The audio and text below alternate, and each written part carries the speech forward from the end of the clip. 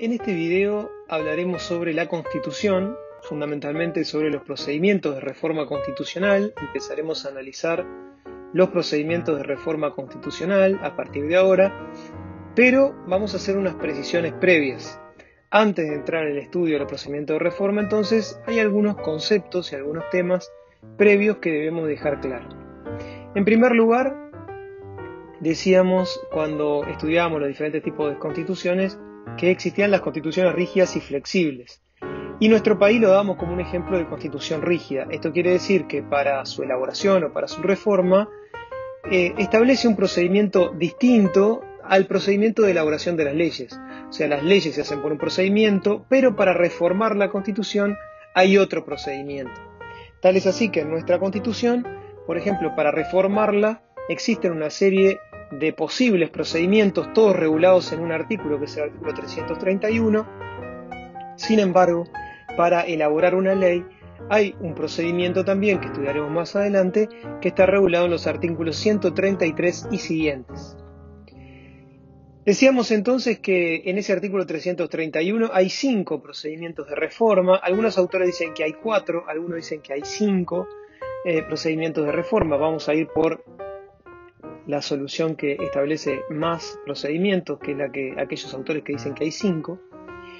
Y estos 5 procedimientos obviamente son 5 caminos distintos que se pueden elegir para poder cambiar la Constitución, que tienen algo en común, y es que cualquiera de ellos, cualquiera de esos caminos por el que se opte, siempre terminan en un plebiscito.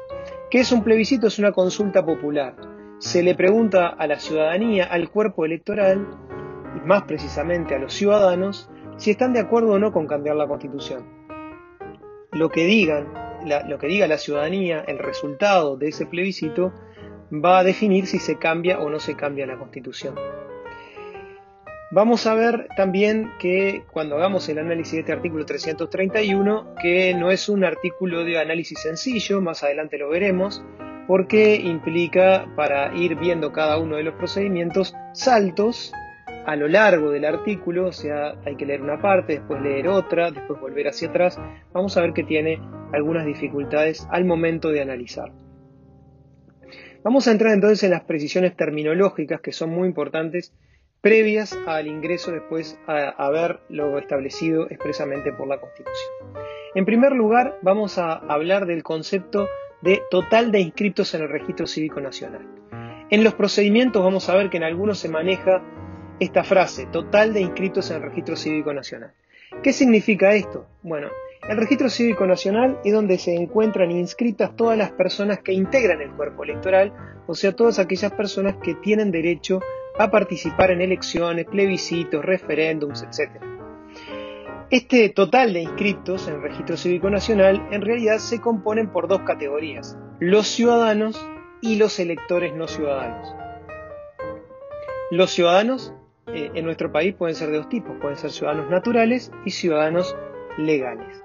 Vamos a recordar un poco estos conceptos. ¿Quiénes son los ciudadanos naturales?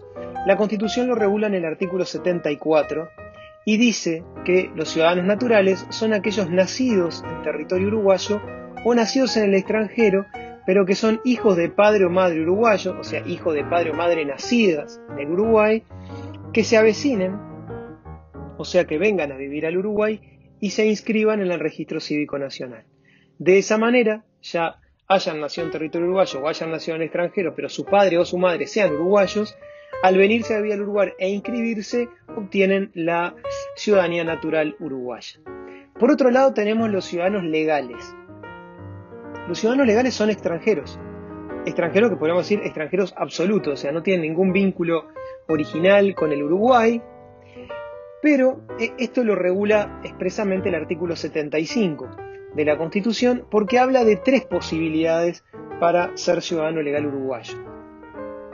El artículo 75 dice que, por ejemplo, en su literal A, dice: los hombres y mujeres extranjeros de buena conducta, con familia constituida en la República, que poseyendo algún capital en giro o propiedad en el país o profesando alguna ciencia, arte o industria, tengan 3 años de residencia habitual en la República. ¿Qué significa esto? hombres y mujeres extranjeros que tengan buena conducta, o sea, que no tengan antecedentes penales, con familia constituida en la República, no importa cuáles sean esos vínculos familiares, o sea, si son padres, hermanos, tíos, primos, lo importante es demostrar que se integra un núcleo familiar, que posean además algún capital en giro, propiedad o profesando alguna ciencia, arte o industria.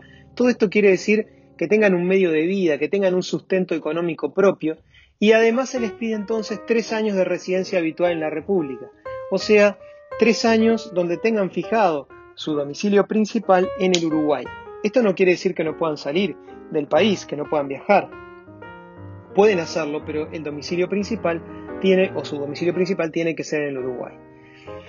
En segundo lugar, dice los hombres y mujeres extranjeros de buena conducta, sin familia constituida en la República, que tengan alguna de las cualidades del inciso anterior y 5 años de residencia habitual en el país. O sea que son hombres y mujeres nuevamente extranjeros que cumplen los mismos requisitos, pero sin familia constituida en la República, o sea que no integren un núcleo familiar en el Uruguay, y entonces a ellos se les pide 5 años de residencia habitual en el país. ¿Por qué a ellos 5 años y a quienes tenían familia constituida 3? Porque se entiende que quienes tienen familia constituida tienen más arraigo con el país, y quienes no la tienen son como más propensos a irse del país en cualquier momento. Por eso a los que tienen familia se les pide 3 años de residencia habitual, y a los que no tienen familia constituida se les pide 5 años. Finalmente hay una tercera categoría que habla es el literal C del artículo 75, que dice los hombres y las mujeres extranjeros que obtengan gracia especial de la Asamblea General por servicios notables o méritos relevantes. ¿De quiénes estamos hablando acá en el artículo 75, literal C? Bueno, aquellos extranjeros que obtengan una gracia especial de la Asamblea General. La gracia especial es como una especie de premio, un reconocimiento que puede otorgar el Parlamento, la Asamblea General, y esto puede ser por 2 razones. Servicios notables son servicios notables al país, o sea, son aquellos extranjeros que han brindado una actividad, un servicio directamente al Uruguay. El Uruguay se ha beneficiado de ese servicio y por lo tanto de alguna manera se los recompensa o se los premia otorgándole la ciudadanía legal. Como ejemplo podríamos citar, vamos a suponer, un extranjero, un científico, un premio Nobel, una persona muy destacada que decide venir a vivir al Uruguay sus últimos años de retiro, por ejemplo, y ofrece dar clases gratis en la Universidad de la República, por ejemplo, y esa persona, por esos servicios notables que está brindando a los estudiantes uruguayos, quizás el Estado le podría otorgar, por gracia especial, la ciudadanía legal uruguaya. Y luego también puede ser aquel extranjero que se le pueda otorgar también por gracia especial, como premio o reconocimiento, por un mérito relevante. ¿Qué significa esto? Este es un extranjero que no vino a vivir al Uruguay, que no está brindando un servicio directo al Uruguay, pero que tiene un mérito relevante, que tiene una actividad o ha hecho un descubrimiento o algo muy muy relevante a nivel internacional, que Uruguay también lo quiere premiar a pesar de que no ha sido un servicio directo al Uruguay.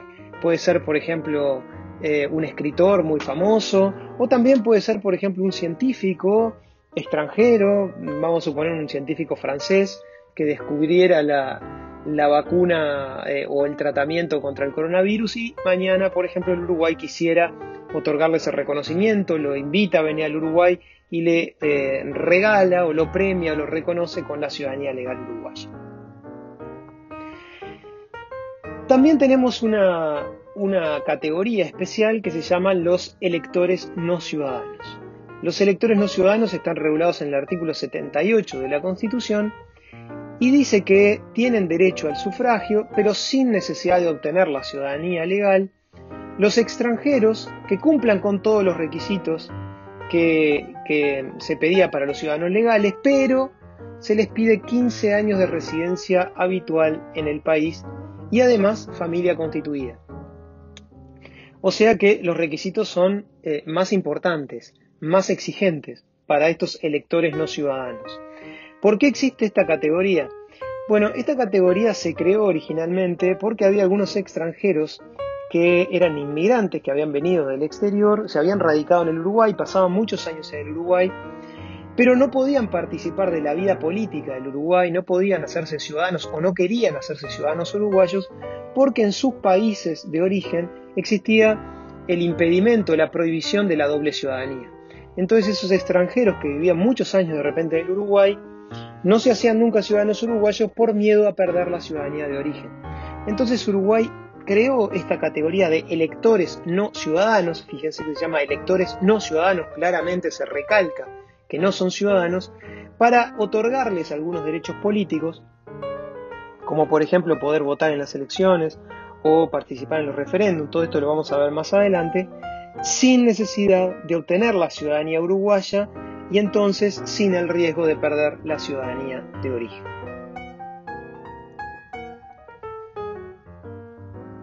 Vamos al segundo punto. El segundo concepto a estudiar es el de los ciudadanos inscriptos. También es una frase que vamos a leer en el artículo 331. Y esto significa, de los dos tipos de ciudadanos que estudiamos, los naturales y los legales, estos cuando están inscritos en el Registro Cívico Nacional, estos son los ciudadanos inscriptos. O sea, si nos vamos al Registro Cívico Nacional, vamos a encontrar ciudadanos legales, ciudadanos naturales y electores no ciudadanos. Bueno, si sacamos a los electores no ciudadanos, nos quedamos con los ciudadanos inscritos. O sea que esta categoría solo contempla a los ciudadanos naturales y los legales. Cuando leamos por ahí en el artículo 331 ciudadanos inscritos, solo se está haciendo referencia de todos los inscritos en el Registro Cívico Nacional a los ciudadanos naturales y los legales, excluyendo a los electores no ciudadanos. En tercer lugar, otra de las frases que tenemos que aclarar es la frase que refiere a los ciudadanos que concurran a los comicios. Obviamente que del 100% de los ciudadanos que están inscritos en el Registro Cívico Nacional, no todos concurren a votar el día del plebiscito, por ejemplo, o sea, cuando se plantea una reforma constitucional. ¿Por qué no va el 100% a votar? Bueno, por varias razones. Algunos pueden estar de viaje en el exterior, otros pueden estar enfermos y no pueden ir a votar, otros pueden ser muy mayores y también tener alguna dificultad y poder exonerarse mediante algún certificado médico. Algunos no van por voluntad propia quizás y entonces prefieren pagar la multa y no votar, etc. O sea que cuando en el artículo 331 nos encontremos con la frase ciudadanos que concurran a los comicios, está hablando no de todos los ciudadanos que están inscritos en el Registro Cívico Nacional, sino de aquellos que realmente el día del plebiscito fueron a votar. Generalmente es un porcentaje alto, de repente entre el 80, el 90, el 95%, pero nunca llega al 100%. Nunca van el 100% de los ciudadanos a votar. Finalmente, el cuarto punto a aclarar es el tema de las mayorías. ¿Qué es lo que pasa también en los procedimientos de reforma? Vamos a ver algunas referencias a algunos conceptos de mayoría y entonces es importante dejarlos claros desde el principio. En primer lugar, vamos a hablar de lo que se llama la mayoría simple. Cuando decimos que algo se aprueba por mayoría simple, quiere decir que no importa cuántas personas estén presentes votando, sino que lo que importa es cuál es la posición que tuvo más votos. Puede pasar, por ejemplo, que una posición tenga más votos que otra, pero haya, por ejemplo, muchas personas que tenían la posibilidad de votar y que se abstienen de votar o no votan. Sin embargo, cuando decimos que algo se va a aprobar por mayoría simple, alcanza con la mayoría de los votos. Por ejemplo, si hay 10 personas que están habilitadas para votar, 2 votan a favor, 1 vota en contra y las otras 7 se abstienen, si se aprueba por mayoría simple quiere decir que esos 2 votos a favor son los triunfadores y por lo tanto se aprueba lo que ellos hayan votado. También se aplica a veces cuando hay más de 2 posiciones a votar, de repente hay 3, 4 opciones de votos y se dice, bueno, va a quedar aprobada la que tenga la mayor cantidad de votos, esto es una mayoría simple. En segundo lugar, tenemos un concepto muy importante para nosotros en el tema de reforma constitucional, que es el concepto de la mayoría absoluta. Cuando hablamos de mayoría absoluta significa que se necesita más de la mitad de los votos a favor para aprobar una reforma constitucional. Y esto es muy importante aclararlo con un tema que se maneja muchas veces y que es erróneo, que es que muchas veces se dice que la mayoría absoluta es la mitad más 1 de los votos o que es el 50% más 1 de los votos. No obstante, esto no es del todo correcto. Si bien a nivel de un plebiscito, de una votación para reformar una constitución, hay millones de votos, y quizás esta precisión no sea aplicable a la práctica porque nunca pasaría de haber un error por un voto, es muy difícil que eso suceda. No obstante, puede pasar para otras situaciones con órganos integrados por menos personas que el concepto correcto de mayoría absoluta termine siendo muy importante. Por ejemplo, si yo tengo un órgano integrado por 5 miembros, 3 son la mayoría absoluta, porque el concepto de mayoría absoluta es que más de la mitad de los votos son mayoría absoluta, o sea, 3 de 5 son mayoría absoluta. Sin embargo, si partiera del punto de vista equivocado de decir que la mayoría absoluta es la mitad más 1 o el 50% más 1, fíjense que llegaríamos a un resultado erróneo, porque diríamos la mitad de 5 son 2,5, más 1, 3,5. Pero como son personas, no podemos tener 3,5 votos. O tenemos 3 o tenemos 4. 3,5 en personas serían 4 personas. Por lo tanto, si partiéramos de la base de que la mayoría absoluta es la mitad más 1 o el 50% más 1, quizás terminaríamos pensando que se necesitan 4 votos en 5. Y sin embargo no es así. La mayoría absoluta de 5 son 3. Finalmente, en la última mayoría que se maneja generalmente es el concepto de mayoría especial.